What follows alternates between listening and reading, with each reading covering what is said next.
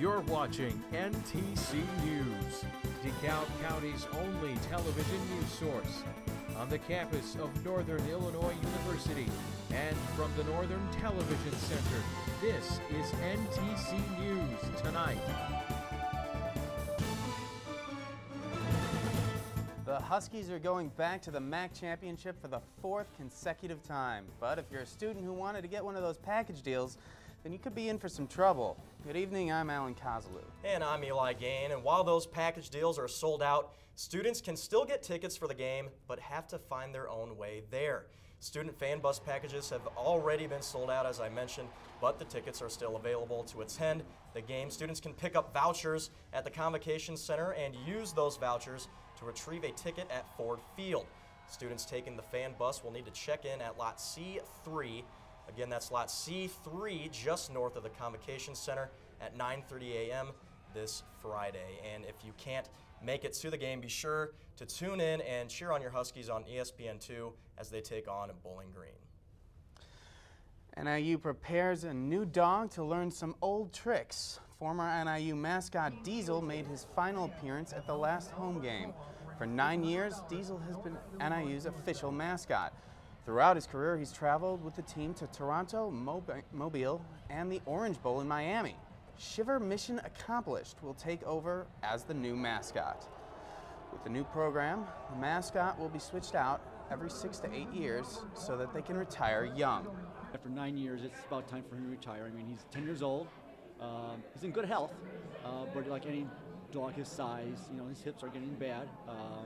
He still runs, but not as much like he used to. But, you know, going out on hopefully undefeated season is a great way to go out.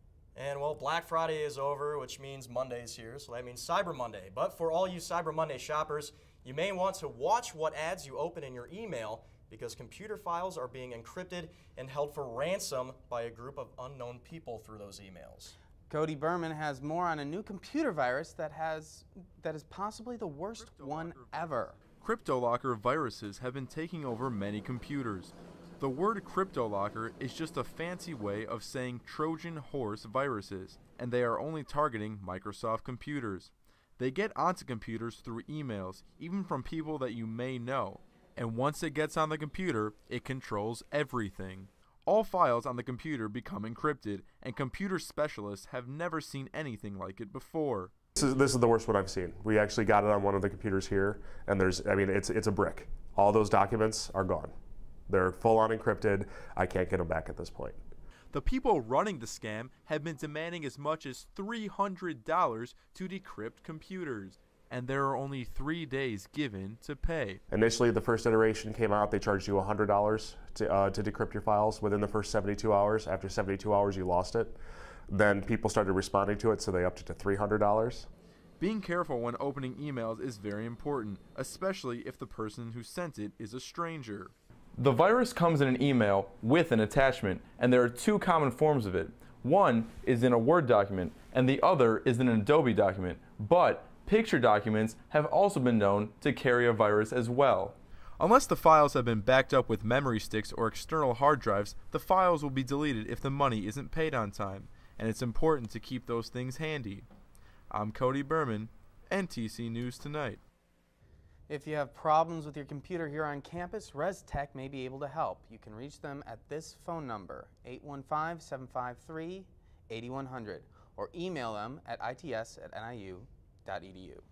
Thank you very much, Cody. Good story. Police say an NIU student has been caught again with marijuana. 19-year-old Philemon Bromby was arrested with over an ounce of pot in his apartment.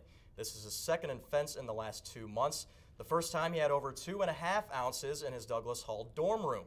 If convicted, he could face up to 5 years in jail. If you're a DeKalb resident, downtown parking changes could get you towed. Parking restrictions will vary until March 31st. You're going to have to pay attention to parking signs to avoid any risks. The penalty for violating the restrictions is a $75 ticket or the risk of being towed.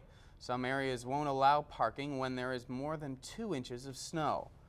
For more information, visit the City of DeKalb website. And like many communities, DeKalb County has a problem with homelessness. But it's a problem that is getting worse because of budget cuts in Washington. Reporter Emily Misar tells us what it means at the Hope Haven shelter. Many mental facilities in Illinois have been shut down, which is why there is an increasing rate of mentally ill homeless people in DeKalb County. The waiting list to get into the Dresser Court apartment complex has almost tripled in the last couple years. Leslie Wicks says this is because the state of Illinois has shut down many of the mental facilities due to funding. So they closed, for example, Tinley Park state mental health, and then Singer, which was in Rockford, and those were both very large state mental health facilities.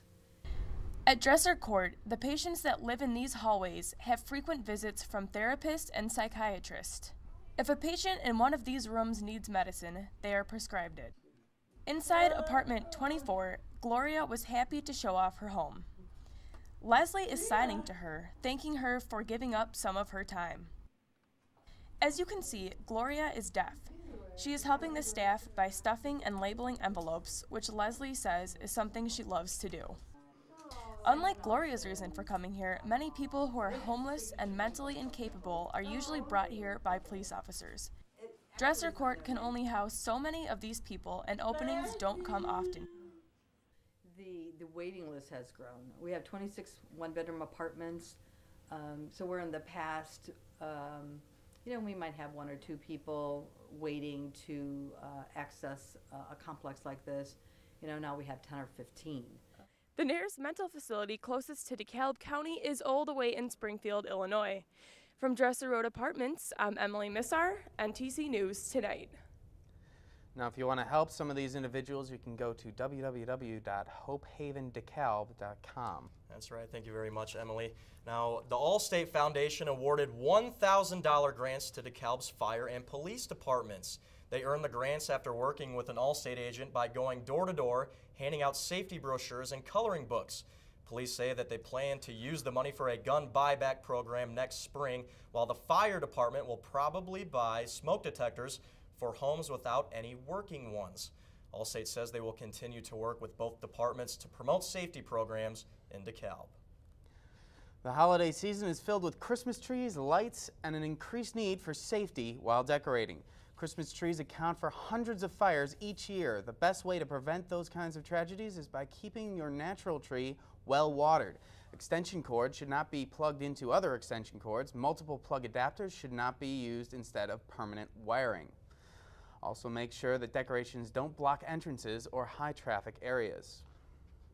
Well, as you guys most know, December in DeKalb is just plain cold, and it's time to really get those winter coats out and bundle up. Cody Berman has more about the DeKalb community working together with NIU to give free coats to those in need this winter.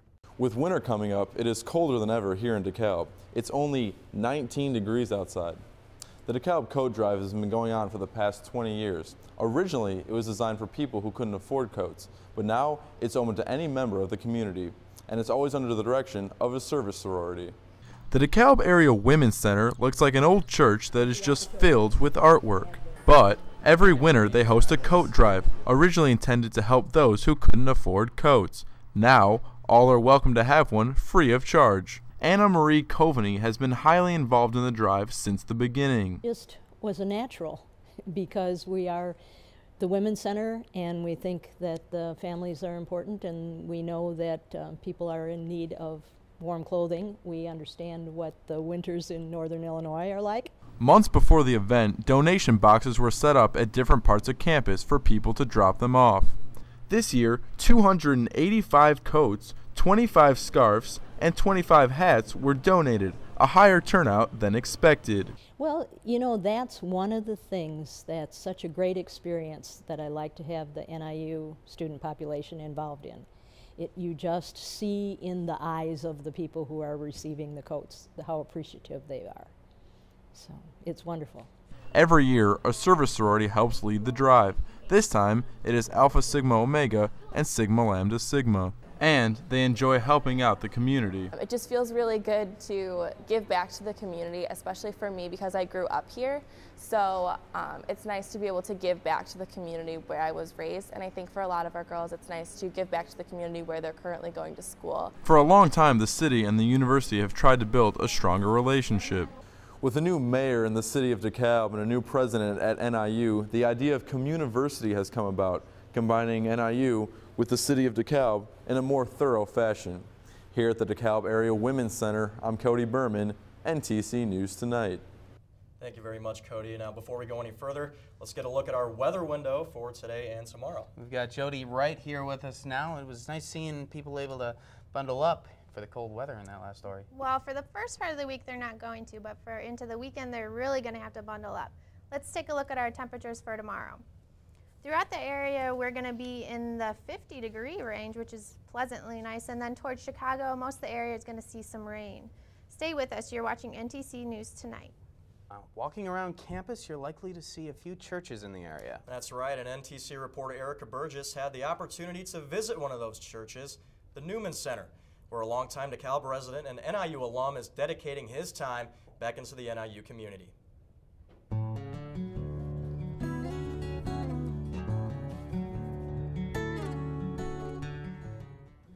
So I'm Father Matthew McMorrow, and I'm the chaplain at the Newman Catholic Student Center here at NIU. I actually grew up here in DeKalb, had my baptism right here in the church, and then I went to college here at Northern and have a history degree from Northern. Then I went off to seminary after doing some youth ministry and ended up a priest, and so I was 12 years out of DeKalb before coming back home. The nice thing about being here is that everybody who's here wants to be here, and that's exciting. We just had 4 volleyball players at Mass on Sunday, and you can tell because they're all 6 foot tall or more. So it's very noticeable when the volleyball team comes, just like when the football players come. It's like, oh my gosh, I've got the whole offensive line in the pew, and they're big guys, so it's kind of fun. We've got wrestlers, cross-country folks. Sometimes just for them to see a priest around campus, it's like, oh, there's a priest here? Who knew? One of my favorite is a newly engaged couple when I get to meet with them for the first time. So I had Joanna and Jordan just got married over the summer, and I was with them throughout the whole year. 2 of them coming together and getting married. It was really beautiful. For a lot of people, this is another home. It's a place that they can feel comfortable and enjoy being. I still have a lot of my college friends as the people that I see that I'm the godfather of their children. We hang out and have picnics together and these are the people that I met right here at Northern, right here at Newman. Being a good friend, learning how to sacrifice for those that you love. These things will bode well for you, whether you're going to be a husband and father, or if you're going to be a priest, or whatever you're going to be. Wow, it's great to see the alumni are giving back to the community like that. It really is, and if there ever was a community that needed help, it's the crime-riddled neighborhoods of Chicago. Rainus Hopkins is a founder of the Save Chicago campaign. He's also a student here at NIU, and it's so special to have you here with us this afternoon. Thank you very much for coming in. Now, first and foremost, what exactly is the Save Chicago campaign? First off, thanks for having me. The Save Chicago campaign is an NIU student-led movement to increase the unity, love, and peace in Chicago through our volunteer efforts. So where did this idea come from? What inspired you to do this? Okay, so my sophomore year here was my first time ever participating in NIU Cares Day. And NIU Cares Day is a day in the spring where over 1,000 students, they do community service throughout the Chicago area. Through the DeKalb area, sorry about that. And when I was a part of that, I was like, what if we got a chance to do this in Chicago? How impactful would that be? So, in my head, I always thought, we should do more volunteer service in Chicago. And over the summer, I went to a leadership conference with college leaders from all across the country, from Yale, Harvard, and even Morehouse. We came together and we talked about movements and how to start our own.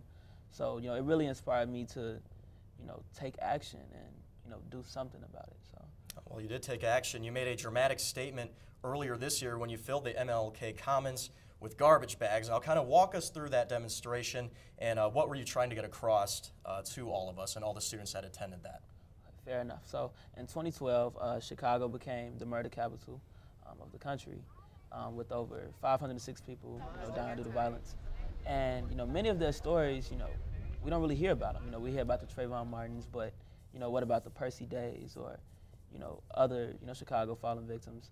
So really, we wanted to bring their stories to light. So what we did was we had 506 garbage bags in the MLK Commons, and in each of the garbage bags, we had newspapers which represented their stories and how they don't really get out.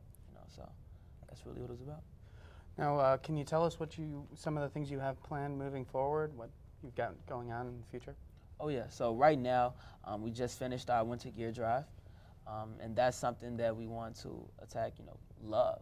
Loving in Chicago. So we plan on possibly going to Chicago and going down Wacker Drive and just giving coats away, anything that someone may need in the winter, whether it's a hat, gloves, anything of that nature. And we're also planning a Safe Chicago Day that we hope to do this spring, where over 150 students, they will go to Chicago and do volunteer efforts in Chicago. Okay, well, Rand, this sounds like a great campaign that you're doing, and we wish the best and luck to you in the near future. And once again, thank you for taking the time to come in and just chat with us about that this afternoon. Thank you. Thank you. And we're definitely looking forward to whatever else you have planned. Thank you. Officials investigate the cause of a deadly train derailment on the East Coast. And another body is found after a chopper crash in Scotland. Here's what's happening in today's World Watch.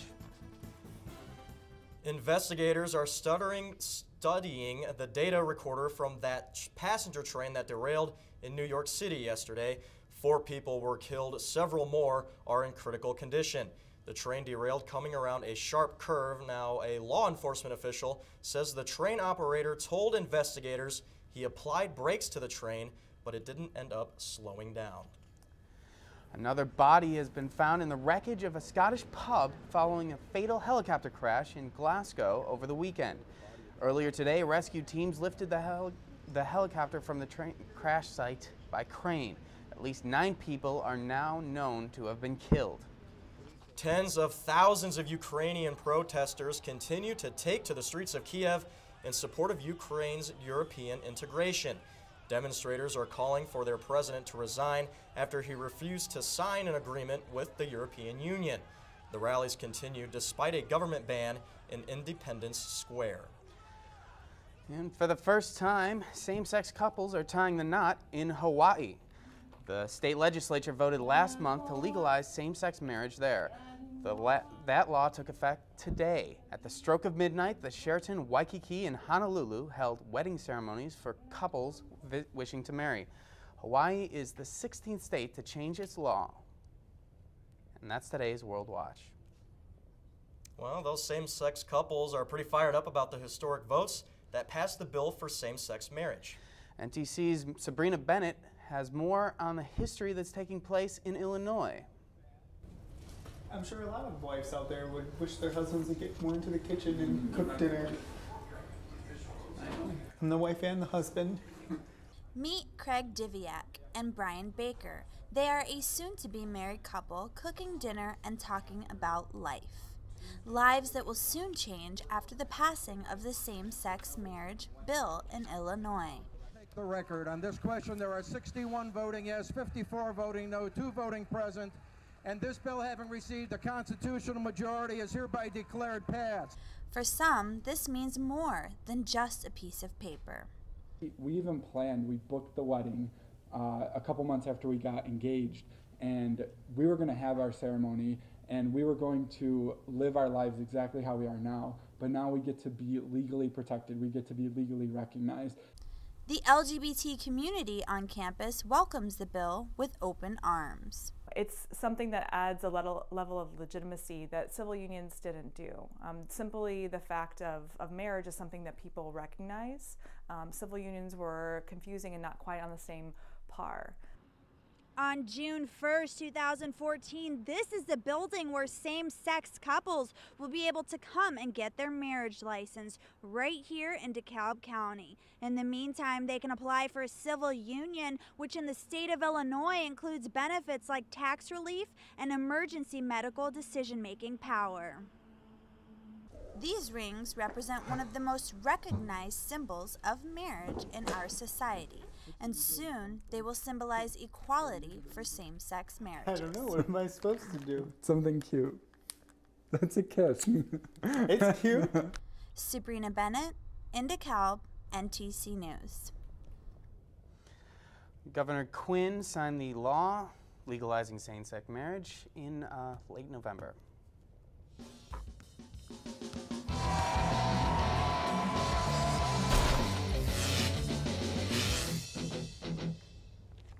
The Huskies beat Western Michigan this past week, extending the Husky Stadium winning streak to 26 games and finishing off the regular season with a perfect 12-0 record.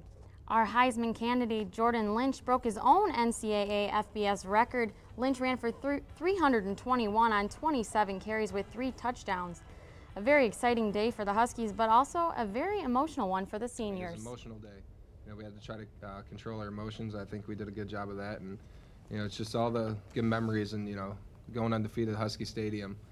You know, all my years here, and you know, it was awesome. You know, I feel like we sent our seniors out the right way with that win and going undefeated in the regular season, and you know, it was a blast.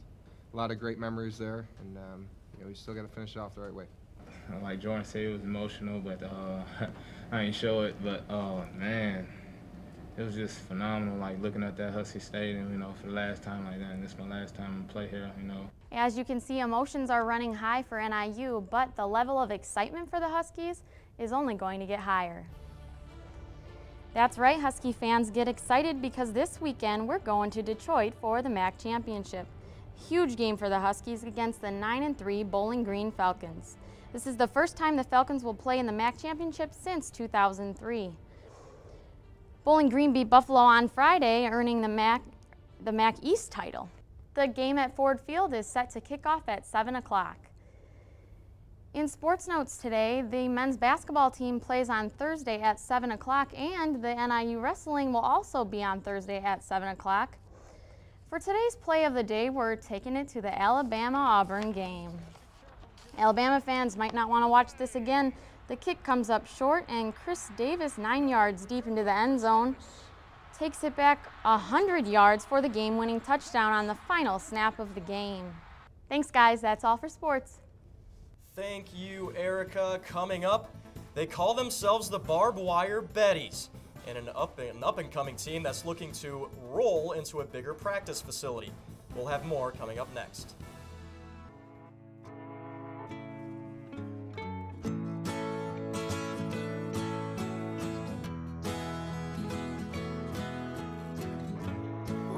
Son, tell him that I've begun to dream of things to come, and tell the trees not to look for me. I'm going to find some peace of mind. Wake the sun. Wake the sun, wake the sun, wake the sun.